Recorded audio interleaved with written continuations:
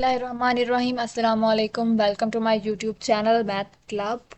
आज हम लोग 12.5 प्रोग्राम एंड 12.6 प्रोग्राम नंबर को डिस्कस करेंगे। इसके साथ साथ हम लोग आज डू वाइल लूप को भी डिस्कस करेंगे और सबसे मेन जो टॉपिक है difference between while and do while loop वो भी आज हम इस लेक्चर में कवर करेंगे। लास्ट लेक्चर्स में हम लोगों ने 12.4 एंड 12.3 को डिस्कस किया था। वाइल लूप के ज़रिए हम लोग इसको सॉल्व कर रहे हैं। इसमें उन्होंने कहा है कि एक ऐसा प्रोग्राम आपने बनाना है जिसमें यूज़र कोई भी नंबर एंटर करे तो आउटपुट जो है ना हमें उसका टेबल की सूरत में दे। मतलब अगर हम यूज़र से कहें कि कोई नंबर एंटर करो और वो कोई भी नंबर एंटर कर दे तो हमें वो टेबल बना के दे उसका, ठीक है, वाइल लूप के ज़रिए। अब क्या है कि ये यहाँ तक सेम है। अब उसके बाद हमने क्या करना है कि इंटीजर लेना है एन। एन हमारे पास जो हमने आउटपुट उससे मांगनी है उस नंबर को हमने एन कहा हुआ है। सी जो है ना एक, अब टेबल बनाने के लिए हमने जो फॉर्मेट लगाना है ना वो सी, उसको हमने सी का नाम दिया, ठीक है। अब यहाँ पर हमने किया है सी इज इक्वल टू 1, क्योंकि हमारा टेबल कहाँ से स्टार्ट होता है, 1 से स्टार्ट होता है और जाता कहाँ तक है देखें, हमारी मर्ज़ी है। अब टेबल तो जहाँ तक मर्ज़ी जाए, ज़रूरी नहीं है वो 10 तक जाए, हो सकता है वो 11 पर भी चला जाए। मतलब कि 1 से 10 तक आमतौर पर हम टेबल लेते हैं तो हमने इसलिए 10 लगा दिया, वरना यहाँ पर कुछ और भी लग सकता है, 10 से आगे भी वैल्यूज़ जा सकती हैं। खैर हमने सी इज़ इक्वल टू 1 से C less than is equal to 10 तक ले लिया, ठीक है। अब प्रिंट एफ या एंटर नंबर ये वैसे ही रहेगा। स्कैन एफ में हमने ये स्कैन करना है कि हमारे पास हमें हमें क्या क्या आउटपुट चाहिए। एक तो वो नंबर चाहिए ना जो हमने यूज़र से मांगना है, ठीक है, एन वाला नंबर। तो उसके लिए हमने ये लगा दिया। आगे हमने उसका जो टेबल बनाना है वो हमें चाहिए, ठीक है। अच्छा, क्या है कि ये सी आ गई टर्म और वाइल लूप लगा दिया हमने। ये पार्ट अब समझने वाला है, ये देखें इसमें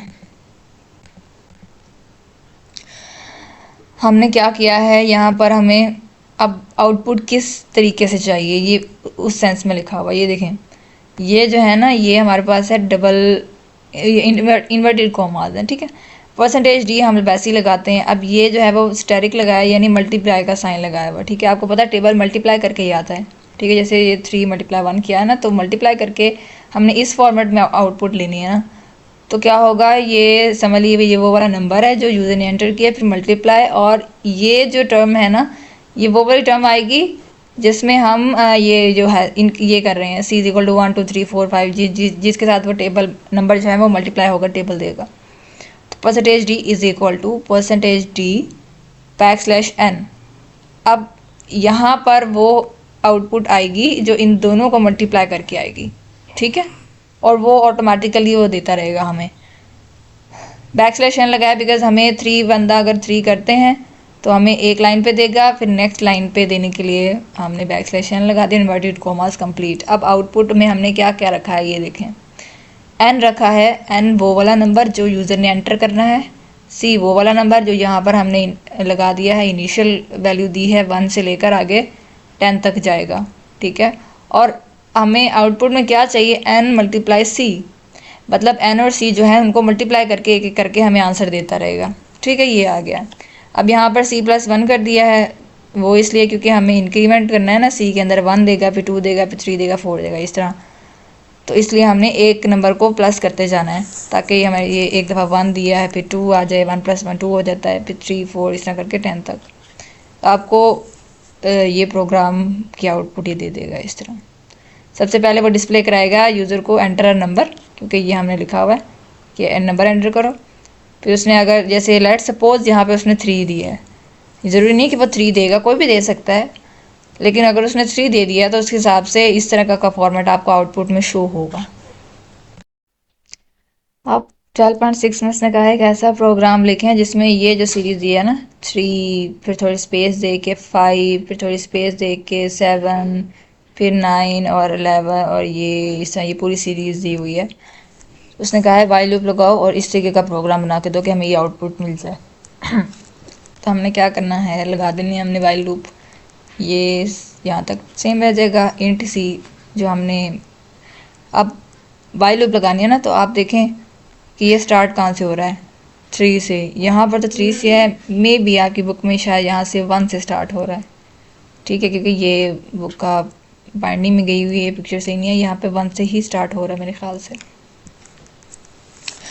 तो हमने इंटीजर लिया सी इज इक्वल टू 1, ठीक है, क्योंकि यहाँ 1 से ही स्टार्ट हो रही है इसलिए ये ना 1 ही लिखा हुआ है। अब जाना कहाँ तक है हमने, ये हमें आखिरी वैल्यू दी हुई है 23।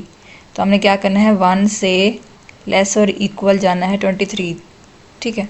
यानी 20 हम ना ये देखें आप एक बात, लेस देन और इक्वल टू क्यों लगाते हैं, क्योंकि हमें 23 से लेस वैल्यूज़ भी चाहिए और 23 के इक्वल भी, मतलब 23 भी चाहिए हमें।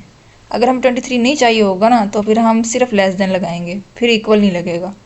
इक्वल लगाने का मतलब ये है कि 23 भी हमें आउटपुट में दे वो, ठीक है। इसी तरह हर प्रोग्राम में जो भी हमने किया है ना, इक्वल वगैरह लगाते हैं तो इसका मतलब होता है ये नंबर भी इंक्लूड कर रहे हैं हम।